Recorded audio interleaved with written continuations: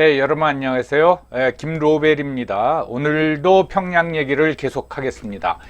요전에 평양 말씀을 드리면서 양각도 호텔 그 회전 전망대에 대해서 말씀을 드렸습니다. 그 여자 봉사원한테 내가 다음에 올 테니까 위스키가 바뀌었는지 안 바뀌었는지 보겠다. 그런 얘기 했는데 제가 이제 서울로 돌아와 가지고 다시 한번 방북을 해야겠다라는 계획을 세웠습니다. 근데 재방북을 하면 평양이 아니라 북한에서 꼭 가보고 싶은 곳이 있었습니다. 그것이 바로 평안북도 의주인데, 그 평안북도 의주는 저희 집안, 그러니까 저희 아버님, 저희 할아버님 고향이었어요. 그래서 거기를 이제 꼭 가보고 싶겠다 했는데, 방북이라는 게 내가 가고 싶은 데를 신청한다고 받아주는 건 아니죠. 여러 가지 그런 정황이랄까 그런 걸 만들어야 되는데 그게 쉽지가 않습니다. 그걸 알아보니까 잘하면 방법이 나올 수 있을 것 같기도 하고, 어떤 사람은 아마 힘들 거다라고 하고, 비용도 굉장히 많이 드는 거였습니다. 그러는 와중에 말씀드린 박왕자 씨 그 피격 사망 사건이 일어난 겁니다. 그리고 실질적인 남북 민간인 교류는 중단이 됐습니다. 오늘은 이제 두 번째로 여러분들한테 말씀드릴 게 서브 타이틀로 꼬장 부리는 북한 보위 부원들, 그리고 눈치 보는 북한 안내원들, 이렇게 했는데, 이게 무슨 말씀인가 하면은 북한 사람이 남한을 방문하던, 남한 사람이 북한을 방문하던, 어떻게 보면 조금 그 특수한 그 상황이죠. 그래서 우리한테 화내기도 뭐하고, 또는 우리 눈치 볼 것도 없죠. 그냥 사무적으로 대해주면, 보여줄 거면 딱딱딱 보여주고 하면 되는데, 제가 경험한 거는 화를 내는 북한 사람들이 있더라 이겁니다. 화라기보다는 표현이 좀 거칠지만 꼬장 부리는 사람이 있더라는 거예요. 그 다음에 거꾸로 우리 눈치를 보는 북한 안내원들도 있더라 이거죠. 그거에 대해서 좀 말씀 드리도록 하겠습니다. 자, 순서대로 말씀드리면은 평양에서 그 남한에서 간 분들이 반드시 들리는 곳 중에 하나가 옥류관입니다. 냉면집이죠. 이 옥류관은 우리뿐만 아니라 북한, 특히 이제 평양 시민들도 굉장히 좋아하는 데예요. 그래서 이 사진이 맨 오른쪽에 잘 보이진 않지만 내부는 이렇게 돼 있습니다. 이게 아마 외국인들 전용 공간일 겁니다. 이렇게 돼 있고, 그다음에 요 가운데 사진은 요 빨간 한복을 입은 그 안내원들 또는 봉사원들이 우리가 갈 적에 손 들면서 배웅을 해주는 겁니다. 그럼 맨 왼쪽에 있는 이 사진은 뭐냐? 저희는 점심을 잘 먹고 한 1시 반쯤에 끝났겠죠. 1시간은 더 걸렸을 것 같고. 그래가지고 나왔는데 이렇게 북한 주민들이, 그러니까 평양 시민분들이 이렇게 기다리고 있는 거예요. 한 200명은 된 것 같아요. 근데 옥류관도 평양 시민들이 우리처럼 그냥 이렇게 들어가서 먹는 게 아니라 특별한 표가 있어야 된다고 합니다. 그래서 기다리는 경우는 많은데, 이분들 같은 경우에는 우리가 홀 전체를 차지했기 때문에 1시간 반을 꼬박 기다린 거예요. 그 중에 몇 분, 여기 있는 분처럼 손 흔드는 분들도 있지만은 속으로 오늘은 왜 이렇게 입장을 늦게 시키는 거야? 이제 얘기를 나누다가, 그거 남조선 사람들이 왔대. 그러면서, 빨리들 먹고 가지, 그렇게 오래 걸리나. 좀 미안한 생각이 들었어요. 이분들한테. 그리고 냉면은 맛있었습니다. 그래서 제가 얼마 전에 한 몇 년 됐죠, 벌써.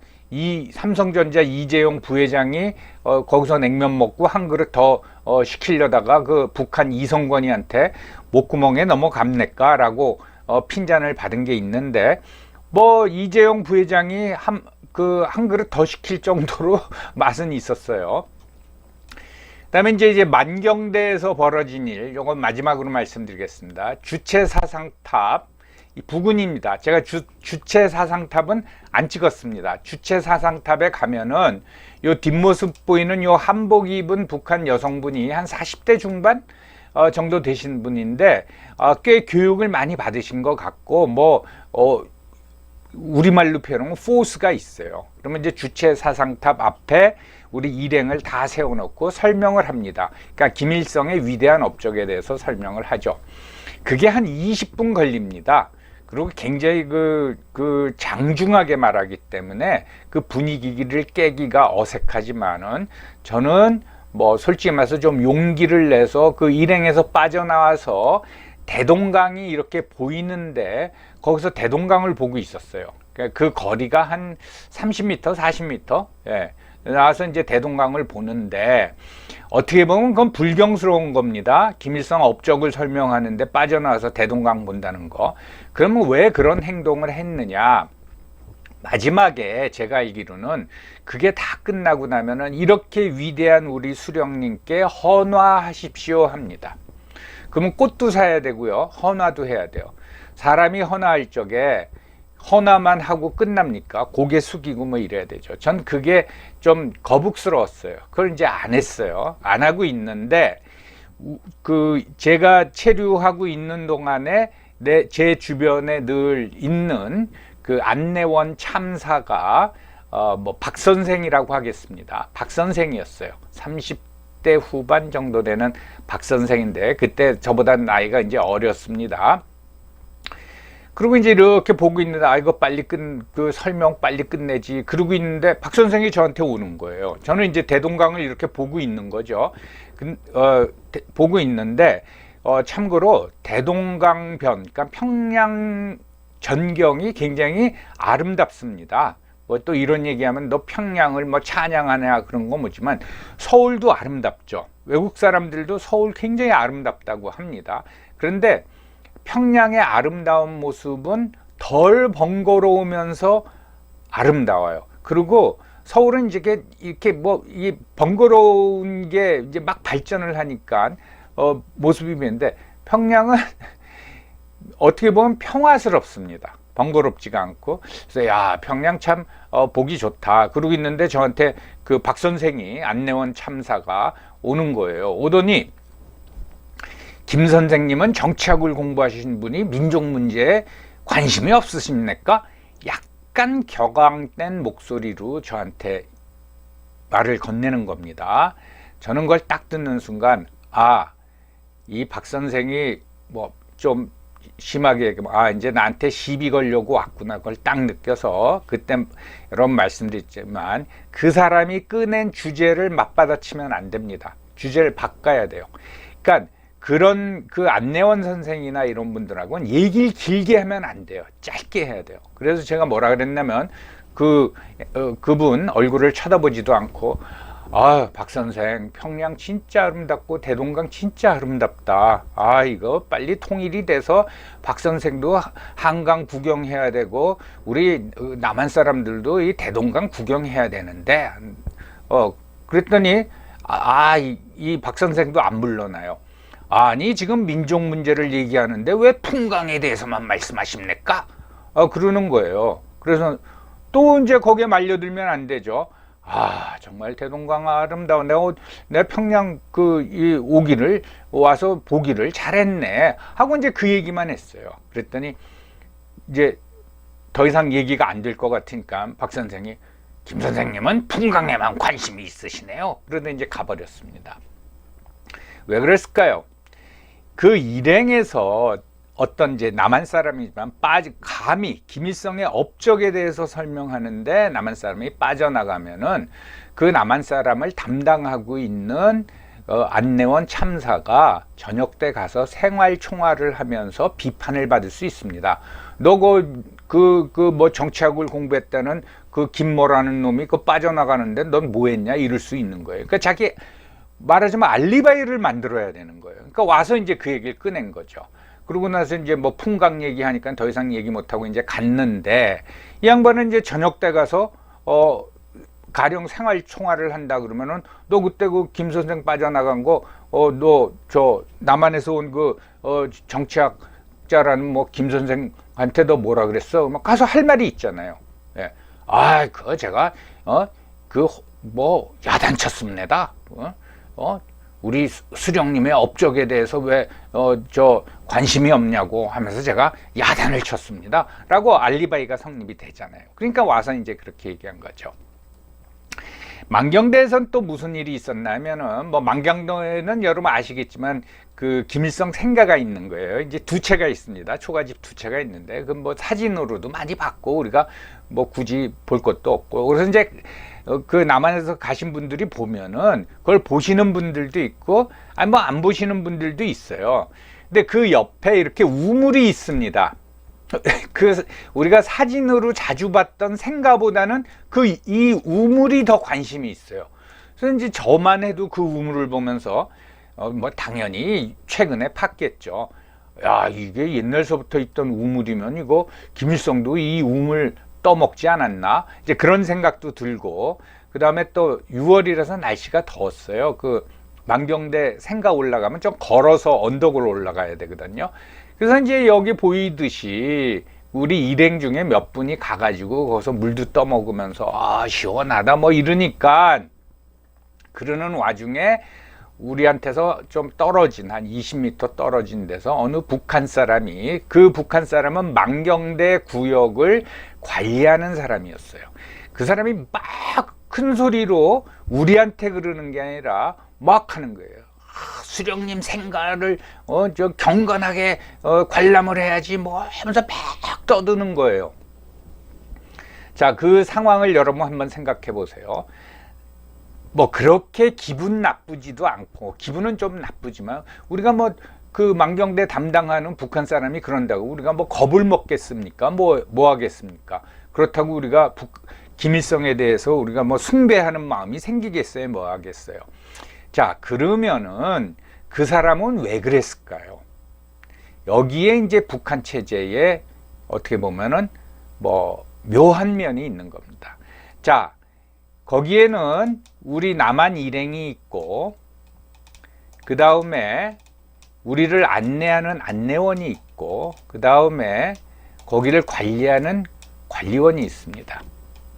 이 사람이, 그 관리원이 막 화를 내면, 우리가 들으면 좀 불쾌할 얘기를 하면은 가장 당황스러운 사람이 누굴까요? 우리가 아닙니다.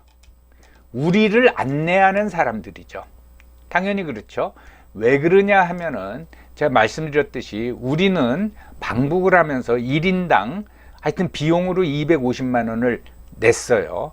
그리고 우리가 떠날 적에는 우리를 안내하는 안내원 참사들한테 팁을 줍니다. 저도 이제 떠나면서 그 박 선생, 여기 주체사상탑 근처에서 저한테 시비 건 박 선생한테 수고했다고 감사하다고 이렇게 몰래 30불을 줬거든요.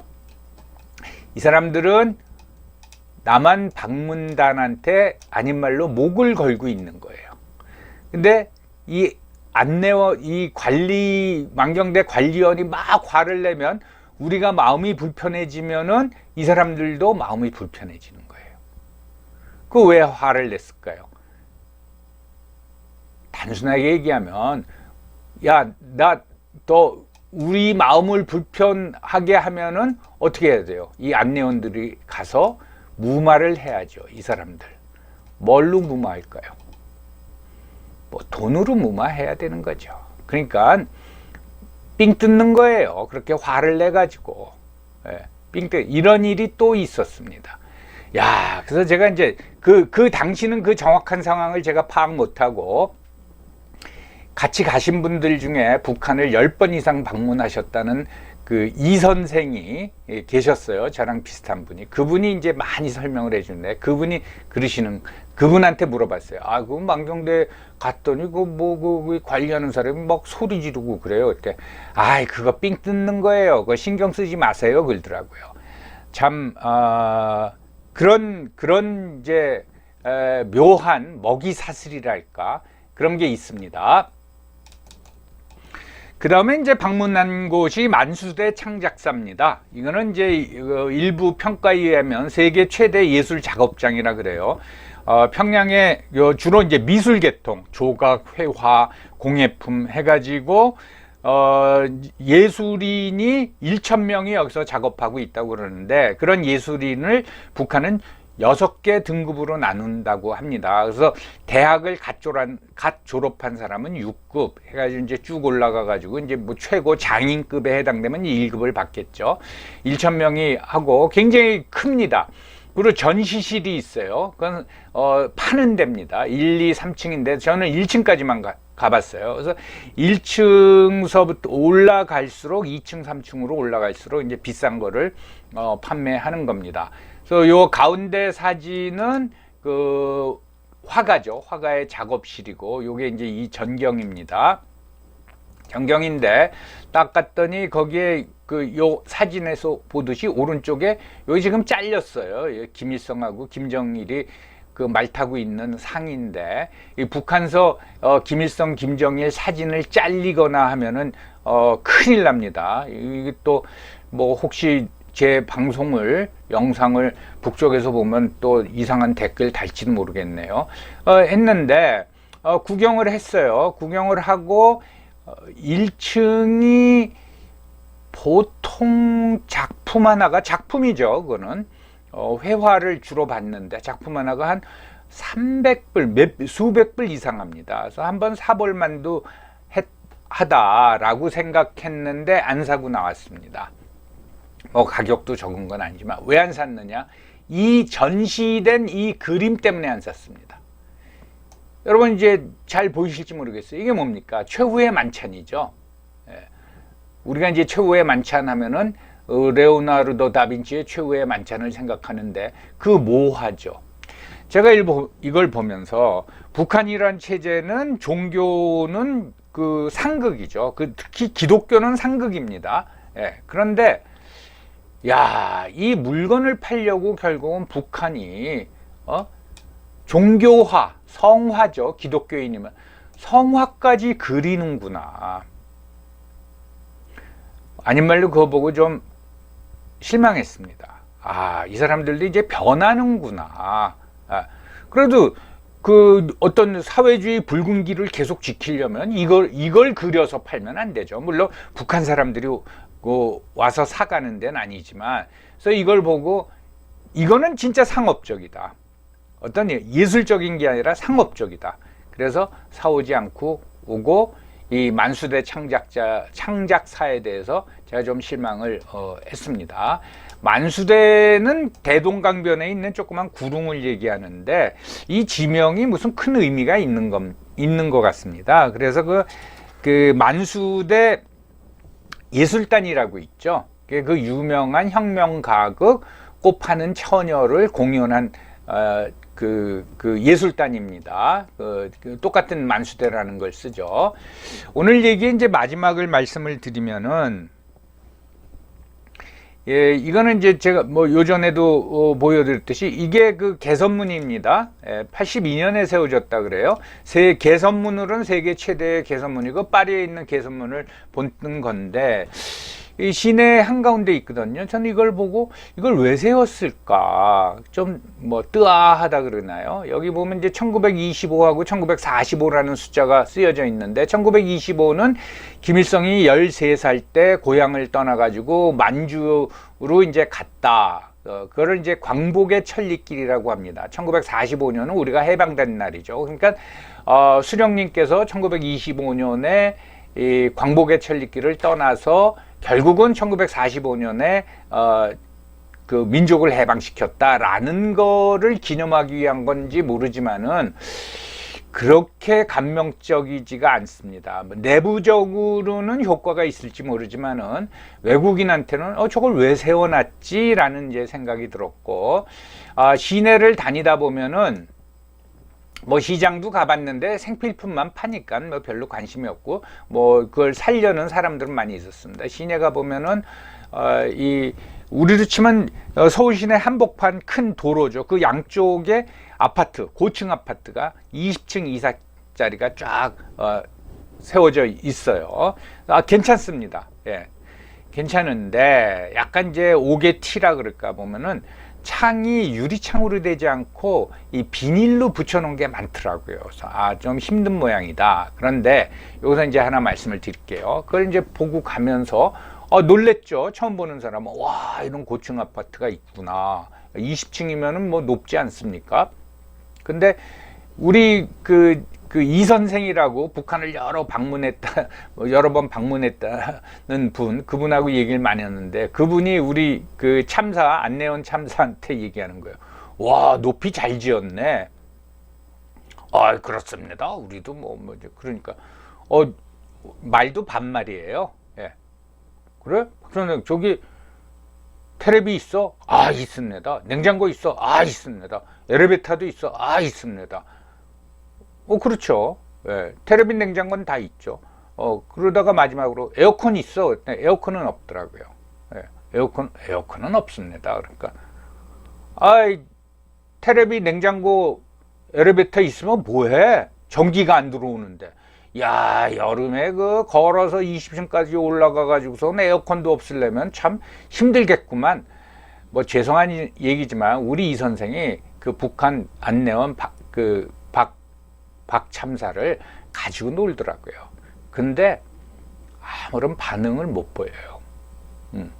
기가 참, 그런 말 하는 남한 사람도 대단하지만 아무 소리를 못 하는 거예요. 가지고 노는 거죠. 아, 그거 있으면 뭐해? 전기도 없는데 그거 걸어 올라가면 힘들겠구만. 아유, 웬만한 사람 같으면은 그냥 그래요 하고 끝날 텐데, 참 그런 거 보고, 그건 또 왜 그러냐? 안내원들은 우리를 3박 4일 이렇게 일정을 소개해 주면은 솔직히 말해가지고 그 당시만 해도 급여가 제대로 안 나왔을 거예요. 우리가 주는 수고비가 굉장히 중요하거든요. 그러니까 우리 기분을 안 살필 수가 없는 겁니다. 예. 그래서 그런 묘한 먹이 사슬이 있구나라는 걸 생각했고, 그런 식으로 놀려서도 안 되겠지만은, 이런 표현하기 하지만, 이건 게임은 끝났다. 예. 제가 이제 그런 생각을 했습니다. 마지막으로 요 평화자동차 말씀드리겠어요. 이거 아시겠지만 이제 1998년인가요? 99년서부터 이제 생산되기 시작했는데, 통일교 그룹에서 투자를 해서 자동차 공장을 평양 근교에 세웠죠. 근데 그때는 이미 이제 나와가지고 차가 굴러다녔습니다. 이 모델이 아마 모델명이 휘파람일 겁니다. 이 택시로 굴러다니는데, 이거는 이제 조립품입니다. 부품은 전부 다 수입해 와가지고 조립을 하는 거죠. 최근에는 자체 부품을 10% 된다는데, 지금 이제 북한 공장도 거의 다 가동률이 떨어지기 때문에 지금도 제대로 생산이 되는지 안 되는지 모르겠어요. 이게 참 눈에 띄고 많이 굴러다녔습니다. 많이 굴러다니고 가다 보니까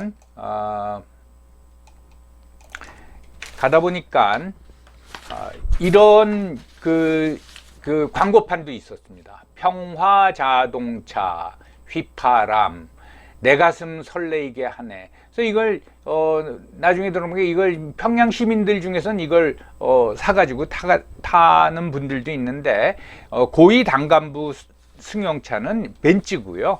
그 다음에 무슨 용도로 굴러다니는지 모르지만 평양 시내에 굴러다니는 차 보니까 일제차가 많았습니다. 중고차.